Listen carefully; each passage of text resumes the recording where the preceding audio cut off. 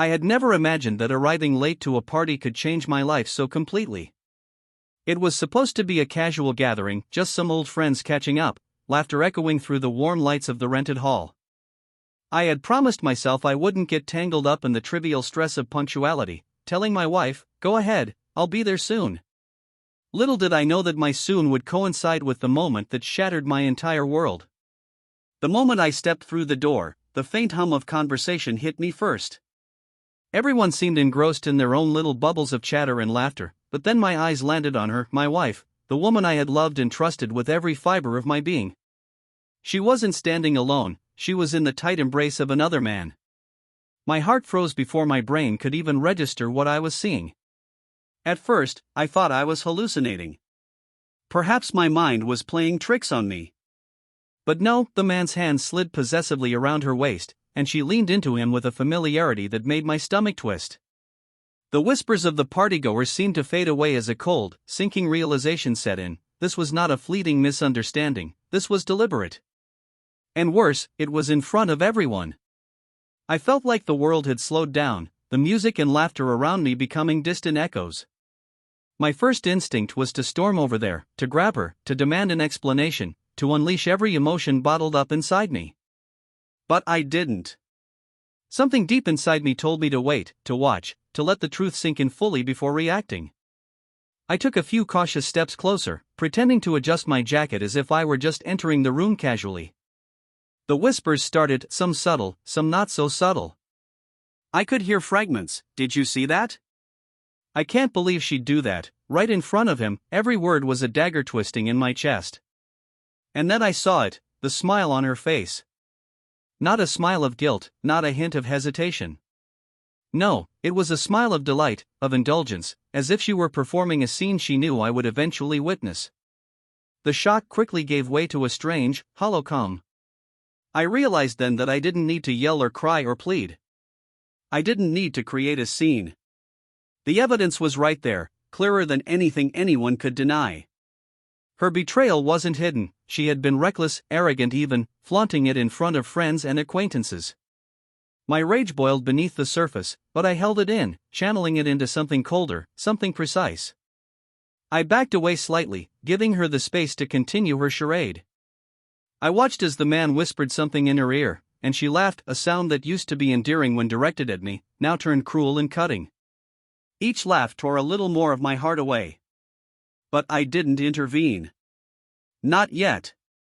This wasn't about confrontation, it was about witnessing the truth, cataloging it in every detail, so that no one, not even she, could ever deny what had happened.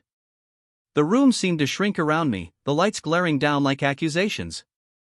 I caught the eyes of some old friends, their expressions were a mixture of shock, sympathy, and discomfort. Nobody approached me, and I didn't want them to. This was mine to process, mine to bear. And mine to act upon when the time was right. Finally, after what felt like an eternity, she noticed me. The moment our eyes met, her smile faltered for just a fraction of a second. That tiny crack was all I needed. She thought she had played it perfectly, but in that instant, she realized that the veil was gone. I didn't speak. I didn't rush her. I simply turned on my heel and walked out, each step a declaration of the life I was reclaiming for myself. Outside, the cool night air hit me like a wave, but instead of relief, it brought a burning clarity. I had lost a world I had believed to be secure, but I had gained the truth, a truth that no lie, no facade, no charm could erase. The betrayal was hers, not mine, and my response would not be impulsive. It would be deliberate, unflinching, and final. The next morning, I began to make decisions. Friends and family were approached quietly, evidence discreetly gathered, conversations recorded in my mind with meticulous precision. Every message, every flirtatious glance, every whisper I had once brushed off as harmless now formed a damning mosaic of deceit. When the time came, I would confront her, not with screams, not with tears, but with the undeniable reality she had so recklessly created. Weeks passed, and she tried to act as if nothing had happened, sending sweet messages, leaving little notes, attempting to mask her arrogance with feigned innocence. But I didn't respond. I had learned something crucial that night: her betrayal was not a moment of weakness, it was a choice.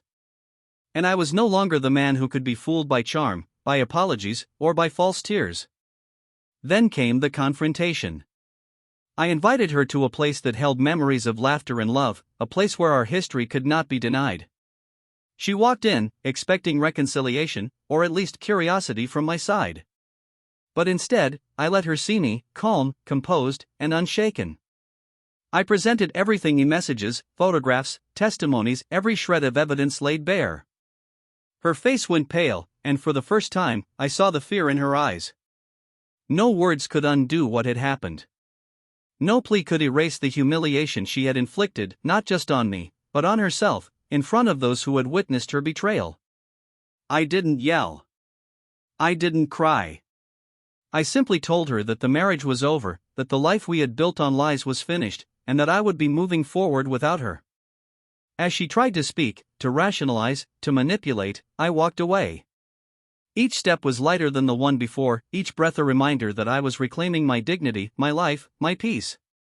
I had arrived late to the party, but in that delay, I had gained something invaluable: the truth, crystal clear and undeniable, and the resolve to never let anyone betray me in such a way again. That night, I realized that some betrayals, no matter how public or painful, can also be liberating.